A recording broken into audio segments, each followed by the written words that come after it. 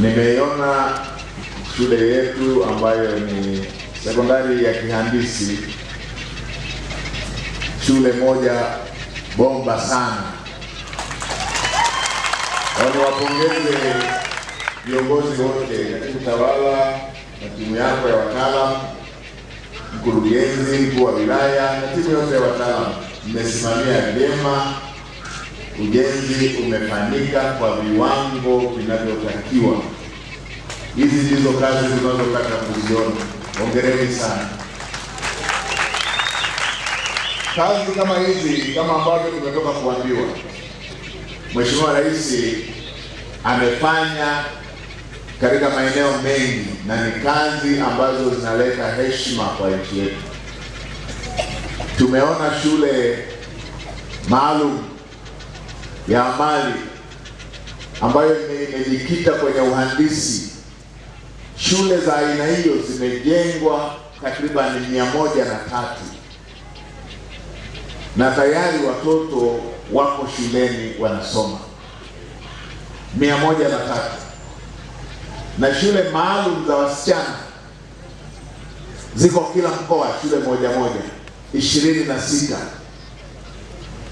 na shule maalum za wavulana ziko 7 kila ukanda, na shule za sekondari kwa ujumla ziko 1,300, na shule za msingi zaidi ya 2,700. Mwalimu Nyerere aliwahi kusema, ungetaka kuwasaidia Watanzania maskini wasomeshe watoto wao. Daktari Samia Suluhu Hassan anaitekeleza ndoto hiyo ya Mwalimu Nyerere kwa vitendo. Lakini sio hiyo tu, tumetoka kuambiwa hapa na naibu waziri wa TAMISEMI, limejengwa jengo la utawala. Daktari Samia Suluhu Hassan amejenga majengo ya aina hiyo 143 kwa nchi nzima.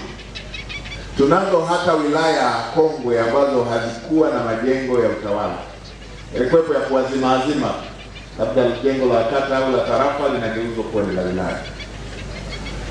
Lakini zimejengwa pia hospitali za wilaya. Ninyi watu wa Katavi, mkoa wa Katavi, kwa takwimu nilizopewa, hamkuwa na hospitali ya mkoa wala kwenye wilaya zenu. Leo kwa takriban miaka 4 zimejengwa hospitali kila wilaya na halmashauri moja wapo, hospitali 4 kwa mpigo, na ya mkoa. Hapa tunaongelea upande wa afya, lakini nimeona pia mmejengewa jengo la mahakama kuu na rufaa kwa mpigo. Lakini sio hiyo tu, yamejengwa majengo ya afya kwa nchi nzima, kwenye hospitali, kwenye wilaya 119 ambazo hazikuwa na hospitali za wilaya. Vituo vya afya 649, 649. Zahanati zaidi ya 2,700. Hii ni kazi inayoleta heshima, inaitambulisha Tanzania kwamba ni nchi inayoweza kujitegemea, ni nchi inayopiga hatua.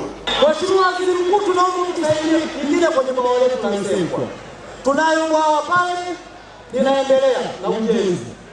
Ziliwekwa bilioni 3.5, ikabaki bilioni 1.5 kwa ajili ya ukamilishaji. Na wataalamu wa maji waliniambia bwawa lile likikamilika, watu wa jimbo la Katavi, udhibiti wa maji kwenye jimbo la Katavi itakuwa 100% kama wajalida. Mheshimiwa Waziri Mkuu, kaka yangu, nikuombe wasisitize hao watu kutia mkazo ili fedha zije, na wameniahidi kabla ya mwaka huu kusha bwawa hili litakuwa limekamilika. Mheshimiwa Waziri Mkuu, lisipokamilika utaniona mtakuja pale kwako kupiga magoti nikwambie, Mheshimiwa Waziri Mkuu, wale watu wana kiburi, hawajaleta pesa na bwawa bado halijakamilika. Nimeongea hapa na waziri wa maji Mheshimiwa Aweso. Mheshimiwa mbunge alieleza kuhusu mradi wa bwawa la maji la Inyonga ambalo lina thamani ya bilioni 4.5 na tayari Wizara ya Maji imeshatoa bilioni 3 bado bilioni 1.5 ili mradi ule ukamilike na uweze kuhudumia eneo hili. Mheshimiwa Waziri wa Maji ameniambia niwaambie wananchi wa Inyonga hapa, wizara italeta fedha hizo ili mradi huo ukamilike na wananchi wapate maji. Kwa amenihakikishia hilo, na ndio maana nimelisema hapa kwa niaba yake.